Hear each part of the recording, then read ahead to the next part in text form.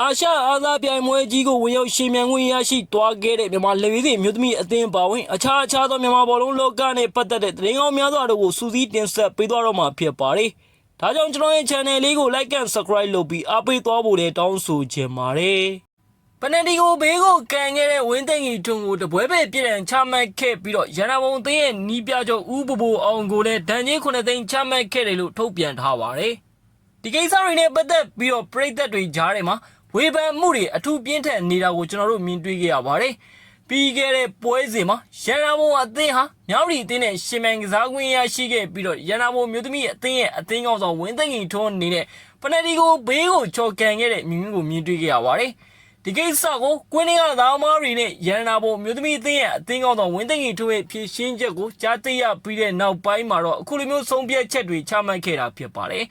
ဒါမှအတွက်ကတော့နစ်နာခဲ့တယ်လို့ပြောရမှာဖြစ်ပြီးတော့အုပ်ချုပ်သူနီးပြအတွက်ကလည်းနစ်နာတဲ့ပုံစံတရက်မှာရှိခဲ့ပါတယ်။ရန်နာဘုံတရဲ့ပြည်သက်အချို့ကတော့ဝေဖန်ခဲ့ကြပါတယ်။ဒီကိစ္စဟာနိုင်ငံတကာမှာလည်းဖြစ်စဉ်တွေအများကြီးရှိခဲ့ပါတယ်။ဒီလိုမျိုးဆုံးဖြတ်ချက်ချမယ်လို့တော့ကျွန်တော်တို့ထင်မထားခဲ့ပါဘူး။ဒါပေမဲ့ကစားမအတွက်ကောနီးပြအတွက်ပါနစ်နာပါတယ်။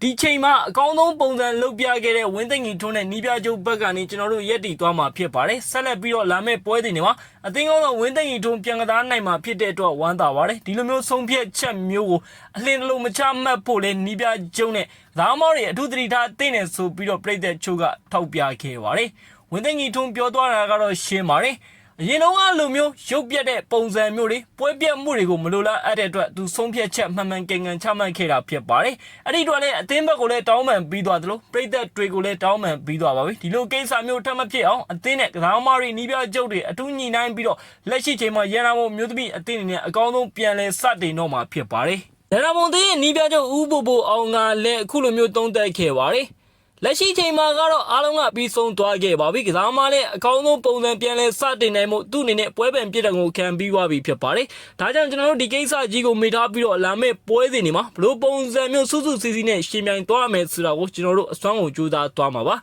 ဝင်းသိန်းကြီးတွန်းဟာပြီးတော့သူဟာလီတန်တယောက်လည်းဖြစ်တယ်ဇာမန်ကောင်တယောက်ဖြစ်သလိုလက်ရှိမြန်မာလေဝေးစဉ်မျိုးသမီးအသင်းရဲ့အသင်းကောင်းတော့မရှိမဖြစ်တိုက်စစ်မှုတူဦးဆိုတာလည်းအားလုံးသိရှိပြီးသားဖြစ်မှာပါသူ့ရဲ့ဆုံးဖြတ်ချက်ပတ်မှာကျွန်တော်တို့ရက်တီပေးခဲ့ပါတယ်ဒါကြောင့်လည်းကျွန်တော်တို့ထိုက်တဲ့အပြစ်ဒဏ်ကိုခံယူပြီးတော့ပါပြီဒါကြောင့်မကြမီချိန်တွင်းမှာအကောင်းဆုံးပုံစံနဲ့ပြန်လာခဲ့ပါမယ်ကျွန်တော်တို့ကိုအားပေးတဲ့အတွက်ကျေးဇူးတင်ပါတယ်ဆိုပြီးတော့ရန်နာဘုံမျိုးသမီးအသင်းရဲ့နီးပြချုပ်ဦးဘိုအောင်ကသုံးသက်ပြောဆိုပေးသွားခဲ့ပါတယ်ဝင်းသိန်းကြီးထွန်းကတော့ဒီကိစ္စတွေနဲ့ပတ်သက်ပြီးတော့မီဒီယာတွေနဲ့အတူပြည်သက်ကြီးကိုလည်းတောင်းပန်ခဲ့ပြီးသလိုအသင်းနဲ့အားလုံးတက်ဆိုင်တဲ့အရာတွေကိုလည်းညှိနှိုင်းပြောဆိုမှုတွေပြုလုပ်ပေးသွားခဲ့ပါပြီဝင်းသိန်းကြီးထွန်းကတော့သူ့အနေနဲ့အသင်းကောင်းဆောင်ပြီးလှုပ်တင်လှုပ်တိုက်တဲ့အရာကိုပြုလုပ်သွားခဲ့ပါတယ်ဒါကြောင့်လည်းလက်ရှိချိန်မှာပြည်သက်တွေဟာသူ့ကိုအချင်းမပေါ့ဘဲနဲ့အကောင်းဆုံးဆက်လက်အားပေးနေသလိုလာမယ့်ပွဲတွေမှာလည်းရန်နာဘုံအသင်းရဲ့အသင်းကောင်းဆောင်ဖြစ်ဝင်းသိန်းကြီးထွန်းဟာပါဝင်ကစားသွားတော့မှလို့ကြားသိရပါတယ်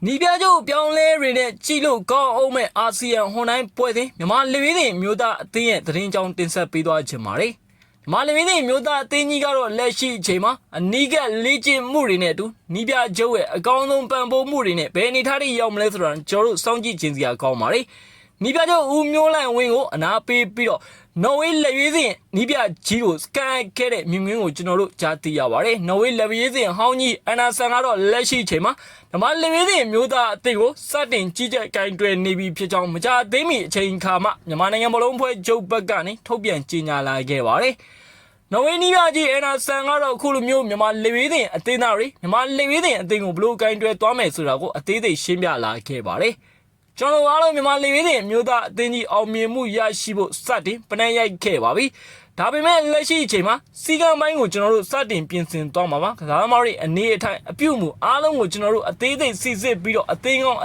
အသင်းကြီးတွေနဲ့တွေ့တဲ့အခါဘလို့ပုံစံမျိုးကစားရမယ်ဆိုတာကိုကျွန်တော်တို့ပြင်ဆင်သွားမှာဖြစ်ပါတယ်။လက်ရှိအချိန်မှာကျွန်တော်တို့စုဖွဲ့မှုကောင်းကောင်းနဲ့အသင်းကောင်းတည်ရရှိနိုင်မှုအသေးစိတ်တွေကစလေ့လာကြည့်ရှုထားပါတယ်။ဒီမှာလေဝေးတွေမျိုးသားအသင်းဟာအရင်နှစ်တွေလုံးကဆိုရင်အောင်မြင်မှုကြီးကြီးမားမားရရှိခဲ့ခြင်းမရှိခဲ့ပါဘူး။ဒီကိစ္စတွေကိုအဆုံးသတ်နိုင်မှုကျွန်တော်တို့ကစားသမားတွေနီးပြအဖွဲ့ဝင်တွေနဲ့အတူအစွမ်းကုန်ကြိုးစားသွားမှာပါ။ဒါကြောင့်ကျွန်တော်တို့ကိုယုံကြည်နဲ့ဆက်လက်အားပေးစေခြင်းနဲ့လို့သုံးသပ်ပြောဆိုပေးသွားခဲ့ပါတယ်။ပြည်သက်ချုပ်ကတော့နော်ဝေးနီးပြဂျီအန်နာဆန်ကိုခဲ့အချင်းပေါ်မှာအခုလိုမျိုးသုံးသပ်ပြောဆိုပေးသွားခဲ့ပါတယ်။နိုင်ငံသားကစားသမားနီးပြကြီးတွေခက်တယ်ဆိုတာကောင်းမွန်တဲ့အရာဖြစ်ပါတယ်ဒါပေမဲ့လည်း နီးပြကန့်တဲ့ဆိုတိုင်းပြီးသွားတဲ့အရာမဟုတ်ပါဘူးအစွမ်းစွမ်းတမန်အောင်မြင်မှုရရှိဖို့ကြိုးစားတဲ့နေရာမှာအရေးကြီးပါတယ်မြန်မာလူမျိုးတွေမျိုးသားအသေးအနေနဲ့အောင်မြင်မှုတွေနဲ့ဝေးကွာခဲ့တာအချိန်တော်တန်ကြာခဲ့ပြီဖြစ်ပါတယ်ဒါကြောင့်လာမယ့်ဟွန်တိုင်းကက်ပြိုင်ပွဲမှာမြန်မာလူမျိုးတွေမျိုးသားအသေးအနေနဲ့နေရာတနေရာအခိုင်အမာရရှိနိုင်မှုအောင်မြင်မှုတစ်ခုရရှိနိုင်မှုအစွမ်းကုန်ကြိုးစားတဲ့နေဆိုပြီးတော့ပြည်သက်ချို့ကဝေဖန်ထောက်ပြသွားခဲ့ပါတယ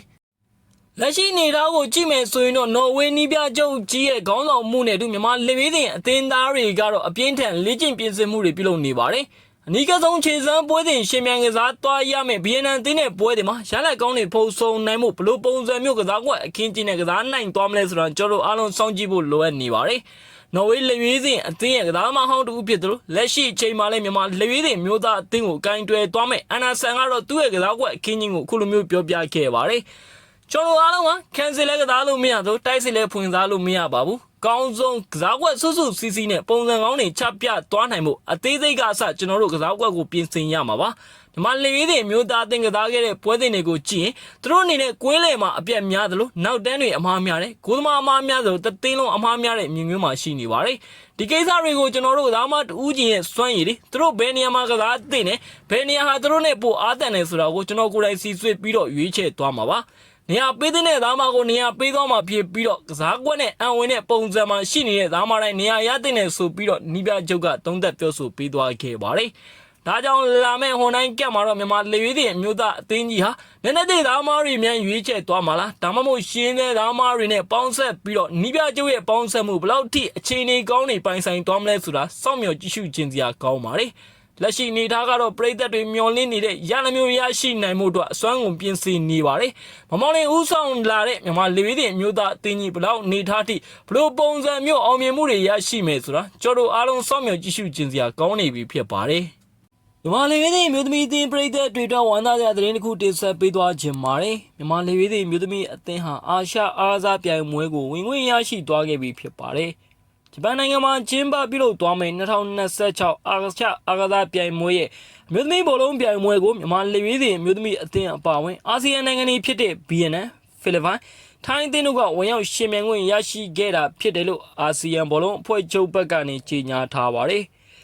ဗီယက်နမ်နဲ့ဖိလစ်ပိုင်အသင်းတို့ဟာ AFC အမျိုးသမီးအာဆီယံချန်ပီယံရှစ်ပြိုင်ပွဲ2026ပြိုင်ပွဲမှာရရှိခဲ့တဲ့အဆင့်တက်မှတ်ချက်ရ2026အာရှအားသားပြိုင်ပွဲကိုတိုက်ရိုက်ဝင်ခွင့်ရရှိခဲ့တာဖြစ်ပါတယ်။မြန်မာနဲ့ထိုင်းအသင်းကတော့အခြားအာရှနိုင်ငံအချို့ရဲ့နှုတ်ထွက်သွားခဲ့တဲ့အတွက်အစားထိုးပြိုင်ဆိုင်ခွင့်ရရှိသွားခဲ့တာဖြစ်ကြောင်းသိရှိရပါတယ်။ဘလို့ပဲဖြစ်နေပါသည်မြန်မာလေဝေးစဉ်မျိုးသမီးအသင်းအတွက်ကတော့တကယ်ကိုကောင်းမွန်တဲ့အရာတစ်ခုလို့သတ်မှတ်ရမှာဖြစ်တယ်လို့အာရှအားသားပြိုင်ပွဲကြီးကိုလည်းဝင်ရောက်ရှင်မြန်ခွင့်ရရှိတော့မှာဖြစ်ပါတယ်။လက်ရှိချိန်မှာကတော့ဂျပန်နီးပြချုပ်အသင်းနဲ့အတူစတင်ဖွဲ့စည်းထားတဲ့မြန်မာလေဝေးစဉ်မျိုးသမီးအသင်းသားမလေးတွေဘယ်လောက်ထိလုပ်ပြနိုင်မလဲဆိုတာကျွန်တော်တို့အားလုံးစောင့်မျှော်ကြည့်ရှုခြင်းစရာကောင်းပါတယ်။အာရှအားသားပြိုင်ပွဲရဲ့အမျိုးသမီးဘောလုံးပြိုင်ပွဲကြီးကိုတော့လာမယ့်စက်တင်ဘာလ19ရက်နေ့ကနေအောက်တိုဘာလ4ရက်နေ့ထိဂျပန်နိုင်ငံအိုင်ချီနဲ့နာဂိုရာမြို့တို့မှာကျင်းပပြုလုပ်သွားမှာဖြစ်ပြီးတော့အသင်းပေါင်း12သင်းဝင်ရောက်ရှင်ပြိုင်သွားမှာဖြစ်ကြောင်းလည်းကနဦးကြားသိထားရပါတယ်။လက်ရှိမြန်မာလေဝေးစဉ်မျိုးသမီးအသင်းရဲ့အနေအထားကိုတွက်ကြည့်ရမယ်ဆိုရင်တော့အကောင်းဘက်ကိုတွားနေပါတယ်။မြန်မာမျိုးသမီးလိပြိုင်ပွဲကြီးကလည်းလက်ရှိအချိန်မှာစွမ်းစွမ်းတမန်အောင်မြင်မှုရရှိနေပြီးတော့ပြည်သက်အချို့ရဲ့စိတ်ဝင်စားမှုကိုခံလာရပြီဖြစ်ပါတယ်။အသင်းကောင်းဆောင်ကြီးဝင်းသိန်းကြီးထွန်းကလည်းရန်နာမုံအသင်းရဲ့အသင်းကောင်းဆောင်ဖြစ်ပါဝင်ကစားနေသလိုမေထက်လူနော်တက်တက်ဝေအစားရှိတဲ့သားမတွေကလည်း AR မျိုးသမီးအသင်းနဲ့တူအထူးခြေစွမ်းပြကစားနေပါတယ်။ဒါကြောင့်အသင်းကောင်းတစ်သင်းပြီးအာရှအားသားပြိုင်ပွဲကြီးမှာမြန်မာလေဝေးစဉ်မျိုးသမီးအသင်းတွေနဲ့ဘယ်လောက်ထိပဲပုံစံတိစွမ်းစွမ်းတမန်ပြုလုပ်ပြမလဲဆိုတာပြည်သက်တွေအနေနဲ့စောင့်မျှော်ကြည့်ရှုခြင်းစရာကောင်းပါတယ်။လက်ရှိဂျပန်နီးပြချုပ်ကတော့လူငယ်နီးပြပြီးကစားကွက်အခင်းချင်းကိုအကောင်းဆုံးပိုင်ပိုင်နဲ့အသုံးချသွားနိုင်ပြီးတော့သူ့ရဲ့ပုံစံကောင်းတွေကိုချပြသွားဖို့လည်းရည်မှန်းထားတဲ့ဆိုပြီးအခုလိုမျိုးအသုံးပြုလာပါတယ်။ကျွန်တော်တို့အားလုံးစုစုစည်းနဲ့ရင်ဆိုင်ရှင်ပြိုင်မှုလက်ရှိအချိန်မှာအခွင့်အရေးရောက်ရှိလို့လာခဲ့ပါပြီ။ပြည်သက်တွေအားပေးမှုနဲ့ထိုက်တဲ့ရလက်မျိုးကိုယူဆောင်ပေးခြင်းပါတယ်။မျိုးသမီးသားမလေးတွေဖြစ်တဲ့ညီသူတို့လေးတွေမှာအားနည်းချက်ချို့တော့ရှိပါတယ်။အားနည်းချက်အသေးလေးတွေကအစကျွန်တော်တို့ပြင်ဆင်သွားပြီးတော့လာမယ့်ပြိုင်ပွဲကြီးမှာအောင်မြင်မှုတစ်စုံတရာရရှိနိုင်မှုရည်မှန်းချက်ထားပါတယ်။ဒါကြောင့်ကျွန်တော်တို့အားလုံးတူတူစ조사ရင်းနဲ့ပျောက်ဆုံးနေတဲ့အောင်မြင်မှုတွေရရှိအောင်စွမ်းစွမ်းတမန်ပြုပြင်သွားမှာဖြစ်တယ်ဆိုပြီးတော့ဂျပန်နီးပြချုပ်ကတင်ဆက်ခဲ့ပါတယ်။လက်ရှိချိန်မှာပြည်သက်တွေဘက်ကအားပေးမှုအပြည့်အဝရရှိနေတဲ့မြန်မာလေဝေးစဉ်မျိုးသမီးအသင်းကတော့လာမယ့်စက်တင်ဘာလအတွင်းမှာအာရှအားသားပြိုင်ပွဲ ကြီးကိုထိုက်တိုင်နဲ့ဝင်ရောက်ရှင်မြန်ခွင့်ရရှိခဲ့တာဖြစ်ပါတယ်။ဒါကြောင့်လာမယ့်အာရှအားသာပြိုင်ပွဲမှာမြန်မာလေဝေးသည်မျိုးသမီးအသင်းအနေနဲ့လူရေးချက်မှုမှန်ကန်မှုတွေနဲ့တူဘယ်ပုံစံအတိုင်းအတာထိအောင်မြင်မှုတွေရရှိအောင်စွမ်းဆောင်ပြသွားမလဲဆိုတာကျွန်တော်အားလုံးဆက်လက်ဆောင်မြောက်ကြည့်ရှုရအောင်မှာဖြစ်ပါတယ်။